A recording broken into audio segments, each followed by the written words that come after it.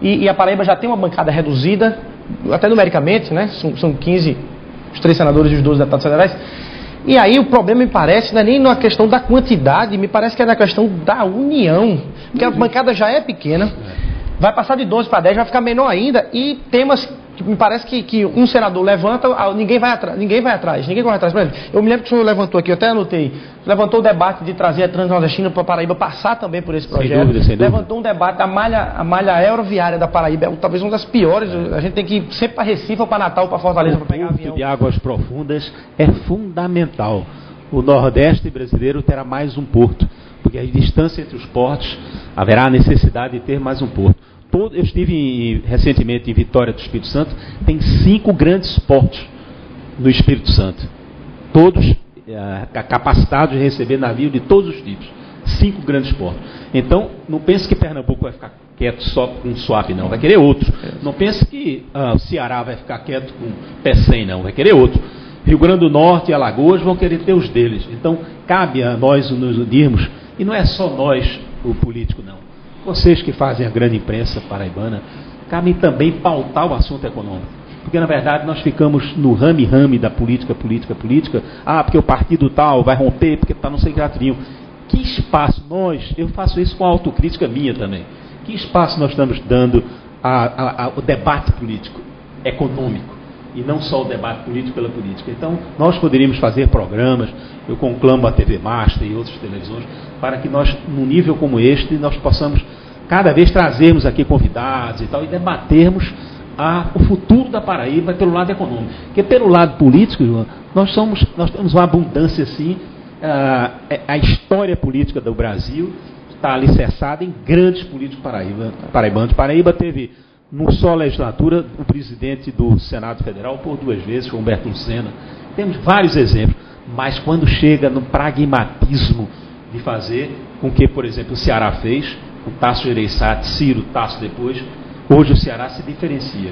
O projeto que tem de Pernambuco foi um projeto startado ainda no governo de Marco Maciel e dado continuidade em todos os governos. Levaram mais de 25 anos para que o SWAP se tornasse hoje o SWAP que é o SWAP plenamente em operação. Então, nós não podemos olhar para a política da Paraíba econômica para hoje, para amanhã. Porque vai ser eleito. Quem vai ser eleito? É Ricardo, é Maranhão, é Cícero. Não interessa. Interessa que a Paraíba tenha projeto tal, porque o próximo governante vai ser só um primeiro obreiro desse projeto. Vão ter 3, 4, 5, 6 governos de 4, 5 anos para poder ele se materializar e ele se tornar efetivamente empreendido, como são esses grandes projetos estruturantes do país e do mundo.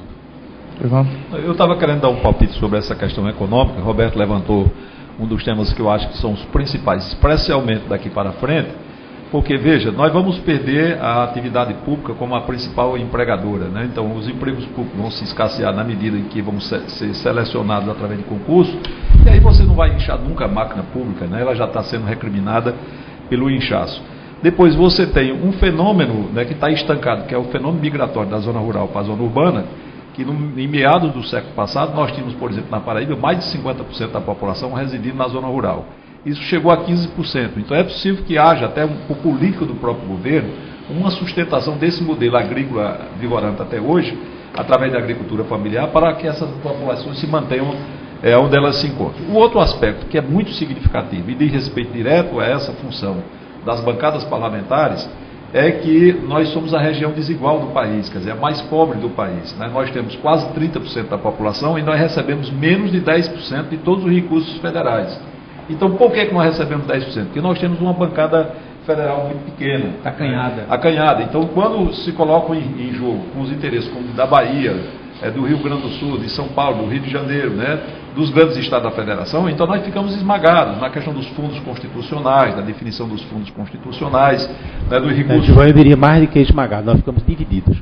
Porque em Brasília, o que se observa é a bancada do sim e a bancada do não.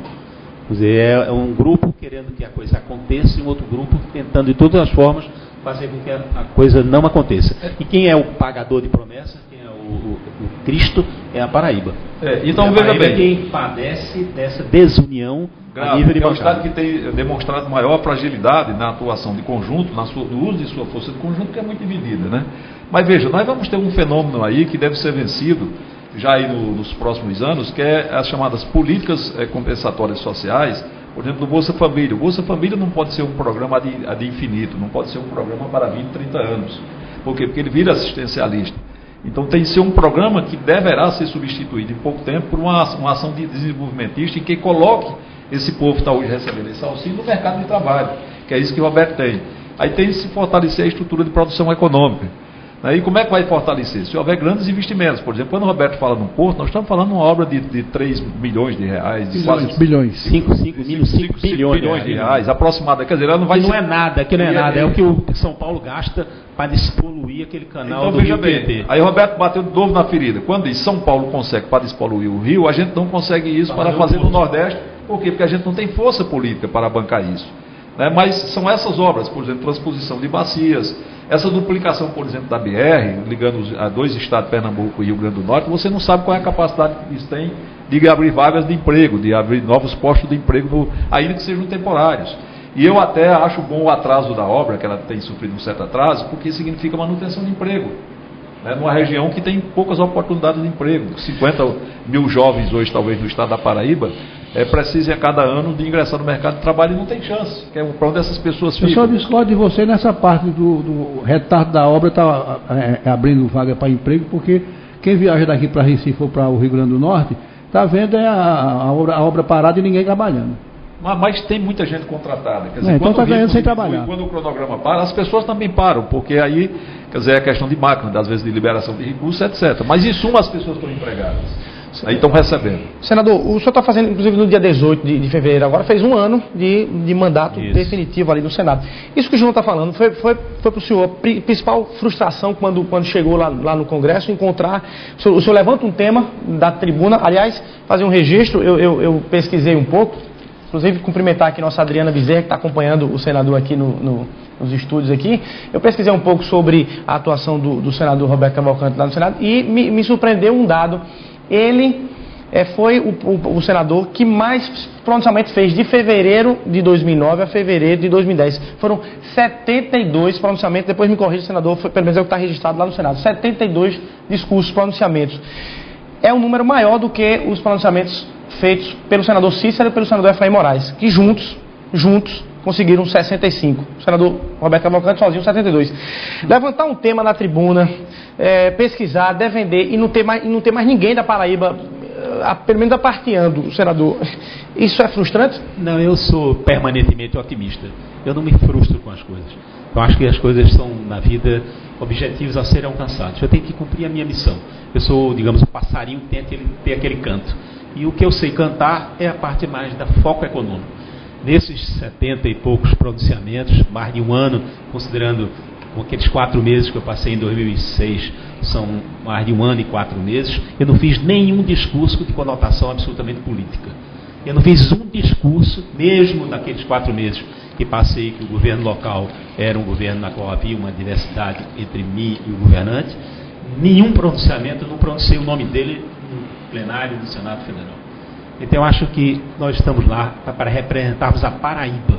Eu não estou lá nem para representar somente o meu partido, nem para representar meu agrupamento político. Eu estou para representar a Paraíba. Então eu tenho que fazer no Senado Federal a minha missão, que é representar, dentro da medida do possível, dentro do que eu posso, da minha competência, representar bem a Paraíba.